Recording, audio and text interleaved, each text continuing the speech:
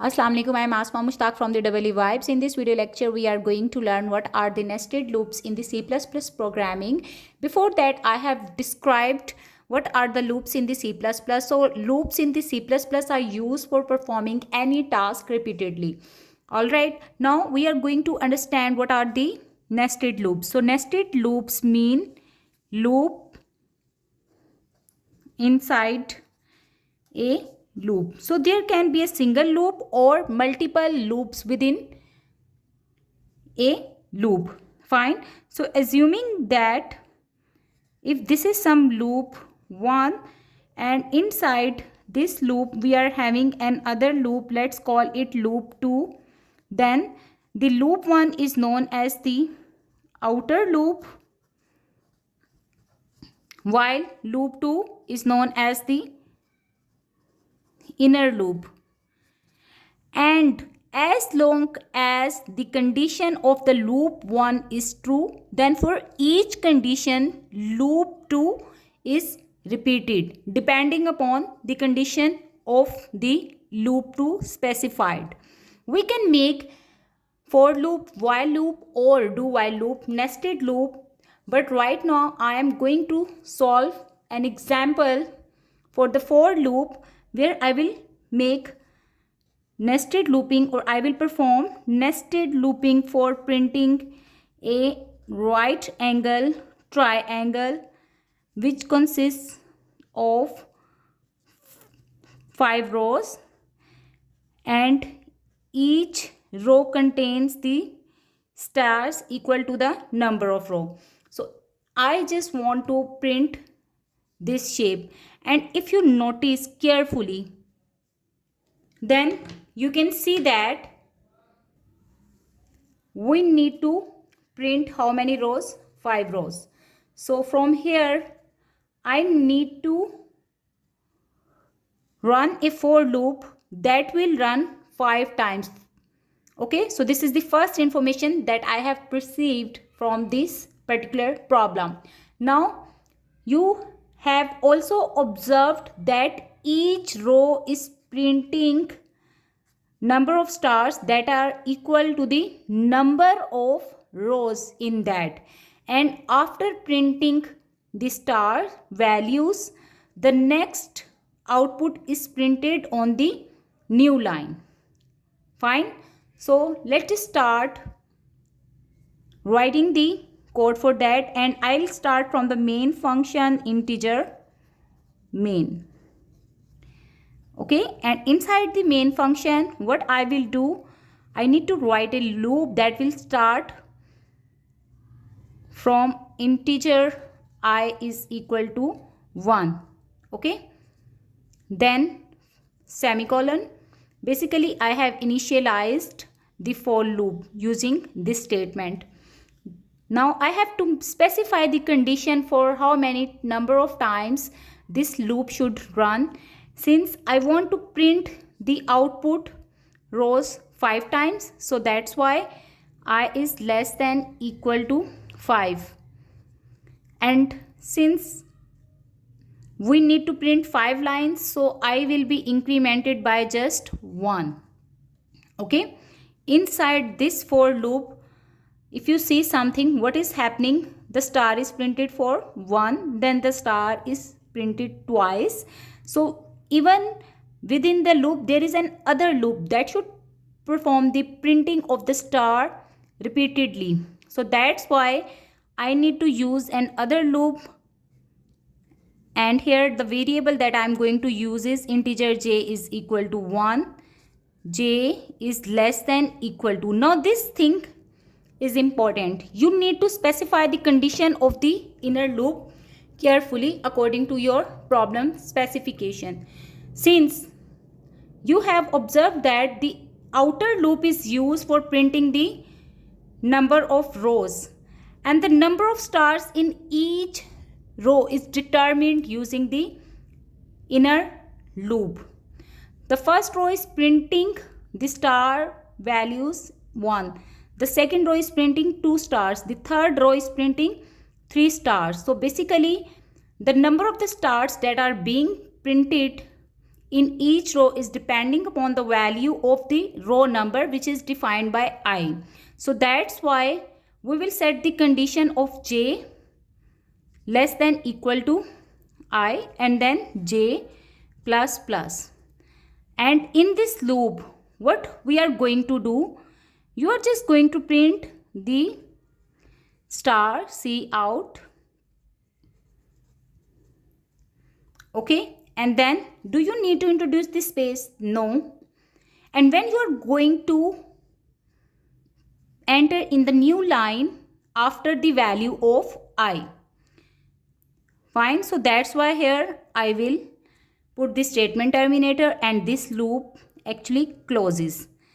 This for loop definition is completed over here, and now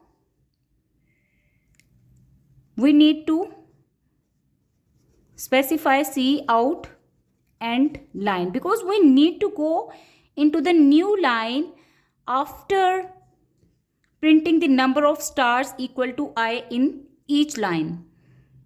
And now the definition of the outer loop is also completed. Fine. And here you will write return 0 and the definition of main is also finished. Now let's just try run this code. How the for loop works, because this is also important. So your compilation also starts from the main function, and inside the main function you have started, or the first statement is the for loop where you have set the value of I is equal to 1. So here I is equal to 1. 1 is less than 5. The condition is true.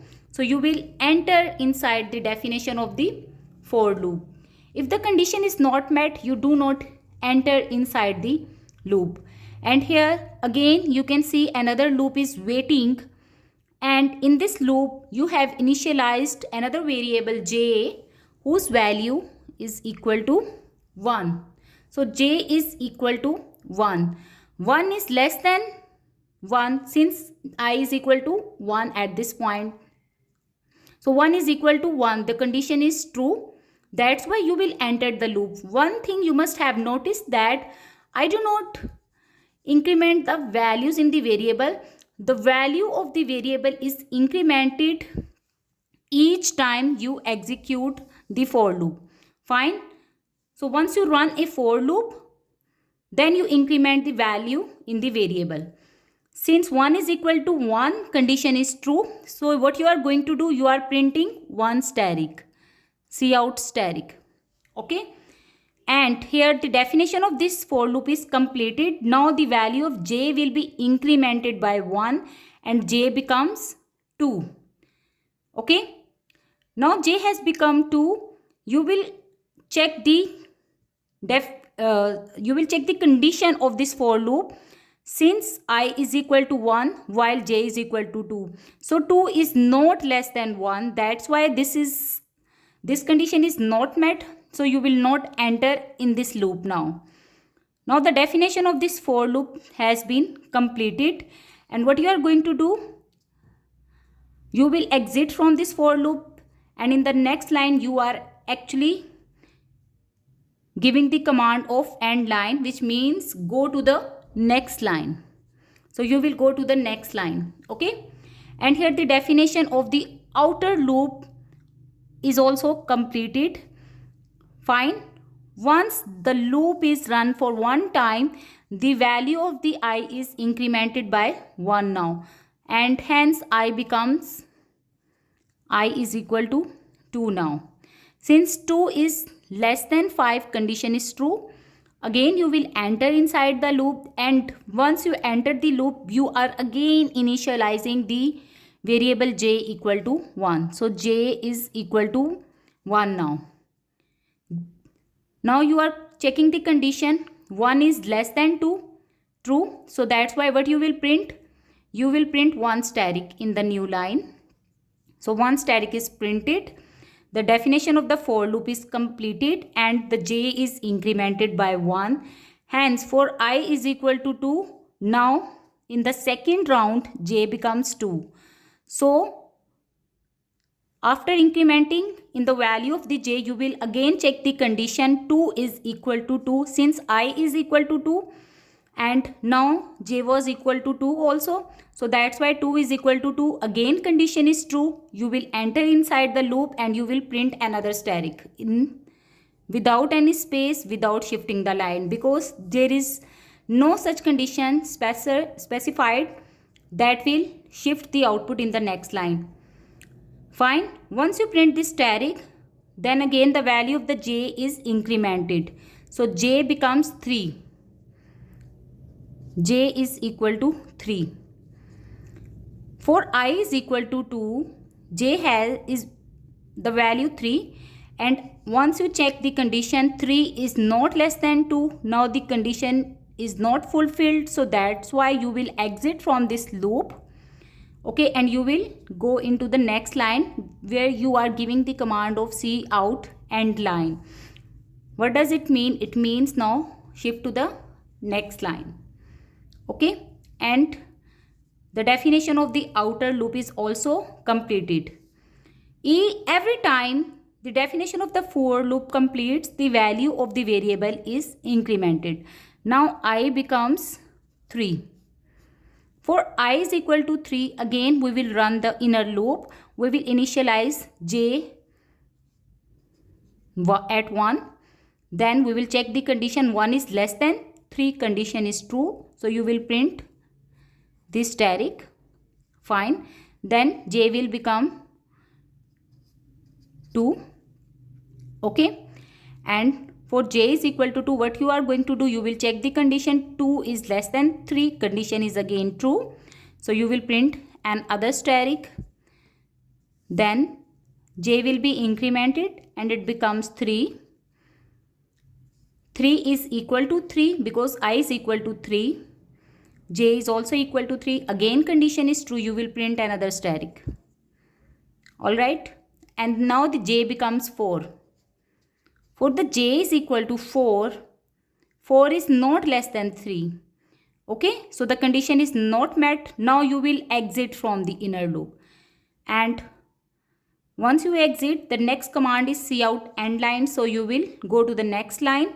And now I will become 4. For I is equal to 4.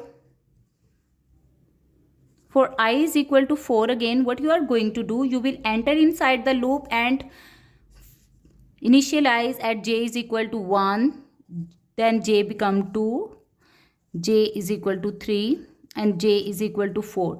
And for all these values, you will keep printing 4 stars like that. Okay, and after finishing for j is equal to 4, when the j will become 5, you will exit from the loop because 5 is not less than 4. The condition is not met and you will go to the next line. In this way, the for loop actually working. Thank you for watching.